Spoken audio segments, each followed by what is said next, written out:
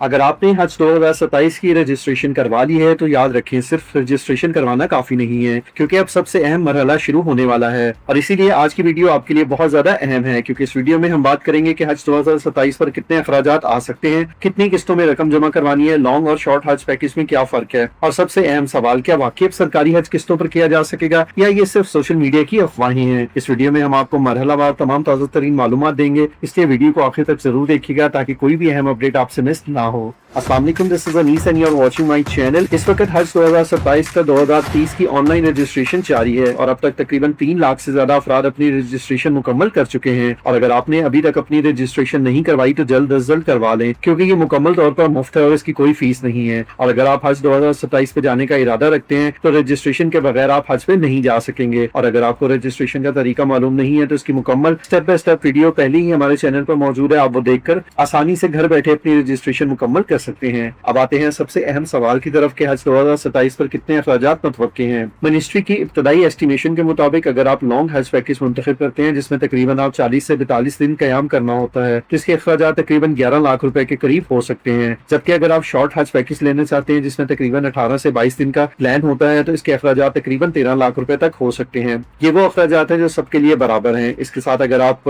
2 लोग हज पे जा रहे हैं और आपको सेपरेट रूम चाहिए तो उसके अलग से चार्जेस होंगे। इसी तरीके से अगर आप एक फैमिली है और आप 3 लोगों का रूम लेना चाहते हैं तो उस सूरत में भी आपको अलग से चार्जेस देना होंगे। लेकिन ये सारी डिटेल जैसे ही ऑफिशियल हज पैकेज अनाउंस होगा उसके अंदर ये सारी डिटेल्स आ जाएंगी और हम आपको वीडियो बनाकर एक्सप्लेन कर देंगे कि किस तरीके से आप कौन सी सर्विसेज हासिल कर सकते हैं। क्योंकि याद रखिए ये इब्तदाई अंदाजे हैं, हतमी रकम सरकारी ऐलान के बाद ही सामने आएगी जिसमें हज पॉलिसी मुकम्मल तौर पर अनाउंस की जाएगी। अब बात करते हैं अदायगी के तरीकाकार की। तो इस बार भी रकम 2 किस्तों में ही वसूल की जाएगी। पहली किस्त 1 अगस्त से लेकर 15 अगस्त के दरमियान, जबकि दूसरी किस्त 1 नवंबर से लेकर 15 नवंबर के दरमियान तलब की जाएगी। और तकरीबन 40 या 50% रकम पहली किस्त में और बाकी की रकम दूसरी किस्त में वसूल की जाएगी। इसलिए आप अभी से फैसला कर लें कि आपने लॉन्ग हज पैकेज पे जाना है या शॉर्ट हज पैकेज लेना है। और अगर आप चाहते हैं कि हम आपको लॉन्ग और शॉर्ट हज पैकेज की मुकम्मल डिटेल वीडियो अलग से बना दें जिसके अंदर पूरा कंपैरिजन हो तो आप कमेंट में हज लिखें। और अगर आप सरकारी और प्राइवेट हज का तफसीली कंपैरिजन देखना चाहते हैं कि सरकारी हज किस तरीके से होता है और उसके कितने अखराजात होते हैं और इसी तरीके से प्राइवेट हज में किस तरीके से हज किया जाता है, तो उसके लिए आप कमेंट में प्राइवेट हज जरूर लिखें ताकि अगली वीडियो इसी मौजू पर बनाई जाए और आपको एक मुकम्मल कंपैरिजन बना के दे दिया जाए और उसके हिसाब से आप फैसला करें कि आपने कौन सा हज करना है, आपने प्राइवेट करना है या सरकारी करना है। दोनों सूरतों में आपको रजिस्ट्रेशन अभी करवानी पड़ेगी, तो अगर रजिस्ट्रेशन नहीं करवाई तो अभी करवा लीजिए। अब यहाँ पर एक और बहुत जरूरी बात यह है कि पहली किस्त जमा करवाते वक्त आपको पासपोर्ट लाजमी चाहिए होगा। तो अगर आपने अभी तक अपना पासपोर्ट नहीं बनवाया तो जल्द अज जल्द अप्लाई कर दें और अगर पहले से मौजूद है तो उसकी एक्सपायरी आप चेक कर लीजिएगा, दिसंबर 2027 के करीब होनी चाहिए। अब आते हैं इस सवाल पर जिस पर इस वक्त सोशल मीडिया पे काफी बहस चल रही है कि क्या हुकूमत वाकई हज किस्तों पे करवाने जा रही है। इस वक्त जो तजवीज ज़ेरे गौर बताई जाती है उसके मुताबिक अगर कोई शख्स ऑनलाइन रजिस्ट्रेशन करवाता है यानी 2027 से 2030 के दरमियान में, क्योंकि अभी 4 साल की रजिस्ट्रेशन मौजूद है, तो उसके साथ उसको एक मखसूस बैंक अकाउंट भी ओपन कर दिया जाएगा जहां वो अपनी सहूलत के मुताबिक हर महीने या वक्तन फवक्तन जो भी उसकी सेविंग होगी वो जमा करवाता रहेगा। और जब उसके अकाउंट में हज के अखराजात मुकम्मल हो जाएंगे तो वो इसी साल हज पर जा सकेगा। हकीकत यह है कि ज्यादातर लोग पहले भी हज के लिए आहिस्ता आहिस्ता रकम जमा करते हैं, लेकिन अगर मुस्तकबिल में बैंक को इस अमल का हिस्सा बनाया जाएगा तो फिर कुछ लोगों के जहन में ये सवाल आ सकता है कि बैंक की तरफ से मिलने वाला मुनाफा शरई तौर पर दुरुस्त होगा या नहीं होगा। तो इस मामले में बेहतर यही है कि आप अपने मसले के मुताबिक किसी मुस्तनद आलिम दीन से रहनुमाई हासिल करें। अलबत्ता एक हकीकत ये भी है कि अगर रकम कई साल घर में पड़ी रहे तो महंगाई की वजह से उसकी कदर कम हो जाती है, यानी इन्फ्लेशन की वजह से आपकी जो रकम है वो होती तो उतनी ही है। जैसे आपने 1 लाख रुपए जमा किया है लेकिन 1 साल गुजरने के बाद वो 1 लाख रुपए की जो चीज आज आप खरीद सकते हैं वो 1 साल के बाद खरीद नहीं सकते, तो इस वजह से उसकी कदर कम हो जाती है। जबकि मुनासिब और शरीय असूलों के मुताबिक सरमायाकारी की जाए तो रकम में इजाफा भी मुमकिन है और आपकी असल रकम भी महफूज रहती है। अलबत्ता सरमायाकारी में मुनाफे के साथ साथ नुकसान का इम्कान भी मौजूद होता है, इसलिए ये मुकम्मल तौर पर आपका जाती